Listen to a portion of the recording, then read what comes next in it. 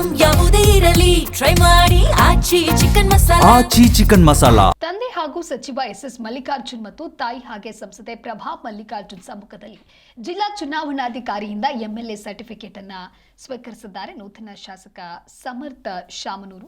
ದಾವಣಗೆರೆ ದಕ್ಷಿಣ ಮತಕ್ಷೇತ್ರದ ಮತದಾರರು ಕೊನೆಗೂ ಕಾಂಗ್ರೆಸ್ಗೆ ಜೈ ಎಂದಿದ್ದಾರೆ.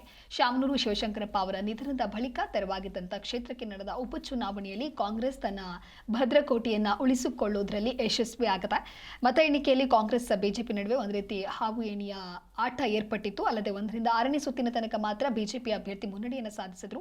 ಆರಂಭದಲ್ಲಿ ಹಿನ್ನಡೆ ಕಾಯ್ದುಕೊಂಡಿದ್ದಂತಹ ಕಾಂಗ್ರೆಸ್ ಅಭ್ಯರ್ಥಿ ಸಮರ್ಥ ಶಾಮನೂರು ಇದ್ದಕ್ಕಿದ್ದಂತೆ ಲೀಡ್ ಪಡೆದು ಮುನ್ನುಗ್ಗಿದ್ರು. ಏನು ನಮ್ಮ ತಂದೆಯವರು ಹಾಕಿಕೊಟ್ಟ ದಾರಿಯಲ್ಲಿ ಅವರ ಮೊಮ್ಮಗನು ಇವತ್ತು ಹೆಚ್ಚಿನ ಕೆಲಸ ಕಾರ್ಯಗಳನ್ನ ಮಾಡ್ತಾನೆ ಅಂತ ಸಂಪೂರ್ಣವಾದ ವಿಶ್ವಾಸ, ನಂಬಿಕೆ ಇದೆ. ಅದೇ ನಿಟ್ಟಿನಲ್ಲಿ ಅವನು ಮುಂದೆ ಸಾಗಲಿ, ಅದಕ್ಕೆ ಸಂಪೂರ್ಣವಾದ ನಮ್ಮ ಸಹಕಾರನೂ ಇದೆ. ಮತ್ತು ದಾವಣಗೆರೆ ಜನತೆಯ ಹೆಚ್ಚು ಸಹಕಾರದಿಂದ ಇವತ್ತು ಬಡವರು ಎಲ್ಲ ಜಾತಿ ಜನಾಂಗದವರು ಇವತ್ತು ಆಶೀರ್ವಾದ ಮಾಡಿದ್ದಾರೆ. ಇಲ್ರಿ, ಈಗ ನಂದೇನು ಗೊತ್ತಾ, ನಾನು ಹೊಸಬ್ನಿರ್ಬೋದು ರಾಜಕೀಯಕ್ಕೆ, ಆದರೆ ಇದೆಲ್ಲ ಲೀಡ್ ಎಲ್ಲ ಕೊನೆ ತಕ್ಷಣ ತನಕ ಇರ್ತೈತಿ. ಒಬ್ರು ಗೆದ್ದ ಮೇಲೆ ಎಲ್ಲ ಮತಗಳು ನನ್ನವು, ನೋಟಾನು ನನ್ನದೇ, ಎಲ್ಲ ಸೇವೆ ನಾನು ಮಾಡಬೇಕು ಅಷ್ಟೇ. ಸಾಕಷ್ಟು ಜವಾಬ್ದಾರಿಗಳು.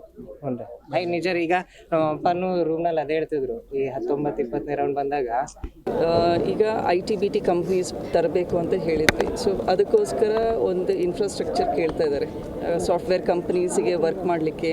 ಸೊ ನಮ್ಮ KSRTCನಲ್ಲೂ ಕೂಡ ಸುಮಾರು 1 ಲಕ್ಷ SFT ಅಷ್ಟು ಜಾಗ ನೋಡಿದ್ದೀವಿ 3 ಫ್ಲೋರ್ಸ್ನಲ್ಲಿ.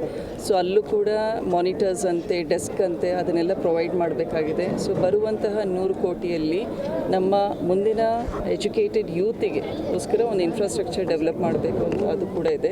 ಜೊತೆಗೆ ಈಗಾಗಲೇ ನಮ್ಮ ಮತದಾರರು ಕೂಡ ಸಮೀಕ್ಷೆಗಳಲ್ಲಿ ಮತ್ತು ನಾವು ಕೂಡ ಅವ್ರ ಹತ್ರ ಹೋದಾಗ ಅವರಿಗೆ ಒಂದು ಕಾಲೇಜಿನ ಅವಶ್ಯಕತೆ ಇದೆ, ಆಮೇಲೆ ಆಸ್ಪತ್ರೆ ಕೇಳ್ತಾ ಇದ್ದಾರೆ. ಸೊ ಇದನ್ನು ಕೂಡ ವಿಮೆನ್ ಆ್ಯಂಡ್ ಚೈಲ್ಡ್ ಹಾಸ್ಪಿಟಲ್ ಇದೆ, ಎಲ್ಲ ಅದನ್ನು ಕೂಡ ವಿಸಿಟ್ ಮಾಡಿದ್ದೀನಿ. ಅಲ್ಲೂ ಕೂಡ